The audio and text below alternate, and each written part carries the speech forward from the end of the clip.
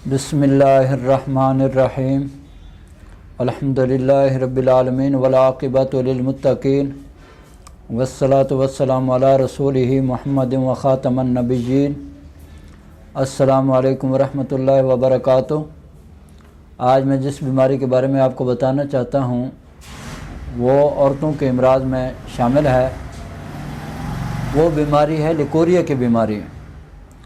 ये एक ऐसी बीमारी है, ये अक्सर इसमें औरतें मुब्तला हो जाती हैं और ख़ास तौर पर नौजवान लड़कियां जो हैं वो इसमें मुब्तला होती हैं। और बाज़ ऐसी औरतें भी देखेंगी जो बूढ़ी हो गई, सन रसीद हो गई, उनको भी ये बीमारी लाहक हो जाती है।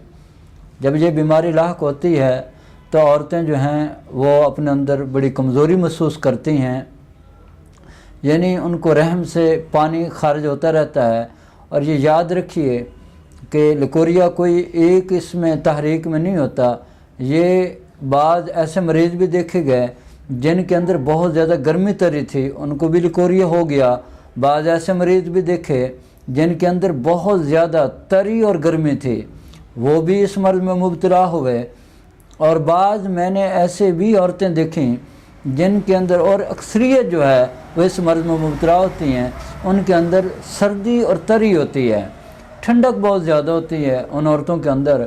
और ऐसी औरतें ज़्यादातर नज़र ज़ुकाम में मुब्तला रहती हैं, मैदा इनका ख़राब होता है, कमर में बड़ा शदीद दर्द होता है, चलने फिरने से आजिज़ होती हैं और दिमागी कुव्वतें भी ज़ायल होना शुरू हो जाती हैं, जिस्मानी ताकत भी ख़त्म होना शुरू हो जाती है और कोई काम भी वो किसी ढंग से नहीं कर सकती। इन औरतों को आप देखेंगे तो हर वक्त थकी थकी सी रहती हैं। कोई काम इनको बता दिया जाए तो इनको बड़ा वो गुस्सा भी आता है और इनके अंदर बड़ा चिड़चिड़ापन पैदा हो जाता है। कि इस मर्ज़ का जितनी जल्दी हो सके इलाज करवाना चाहिए, ताकि आपका जब इलाज हो जाए तो आप एक भरपूर और सेहतमंद ज़िंदगी गुजार सकती हैं। अगर इस मर्ज़ की तरफ तवज्जो ना दी जाए तो फिर ये आगे जाकर बहुत ज़्यादा पेचीदगियाँ पैदा कर देता है।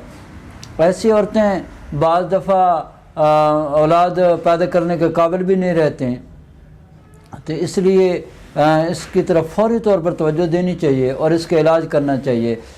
इसका कोई नुस्खा मैं आज आपको नहीं बताऊंगा, क्योंकि ये किसी भी तहरीक में हो सकता है, किसी वजह से भी ये लिकोरिया हो सकता है। लिहाजा इसके लिए कोई एक नुस्खा तो है नहीं।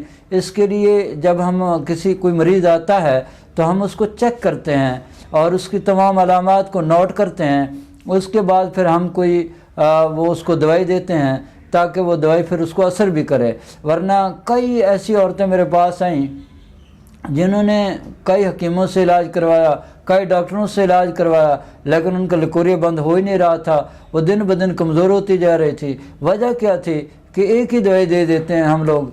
ये नहीं करना चाहिए, बल्कि पहले तहकीक करनी चाहिए, नब्ज़ देखनी चाहिए, ताकि आप उसकी मर्ज़ की जड़ तक पहुँचें, ताकि जब आपको पता चल जाए कि इस मर्ज़ का ये मिजाज है और इस औरत का ये मिजाज है और उसको ये दवाई देनी चाहिए। जब आप वो दवाई देंगे तो इंशाल्लाह पहली, दूसरी या तीसरी खुराक पे भी आराम आना शुरू हो जाएगा।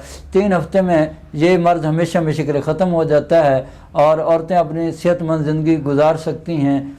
और मेरी अल्लाह से अब दुआ है कि अल्लाह मुझे और आपको और पूरे पाकिस्तान को सेहत कुल्ली अता फरमाए और मेरी और आपकी और पूरे पाकिस्तान की खैर और हिफाजत फरमाए। आमीन व आखिर दावाना अनिल हम्दुलिल्लाहि रब्बिल आलमीन।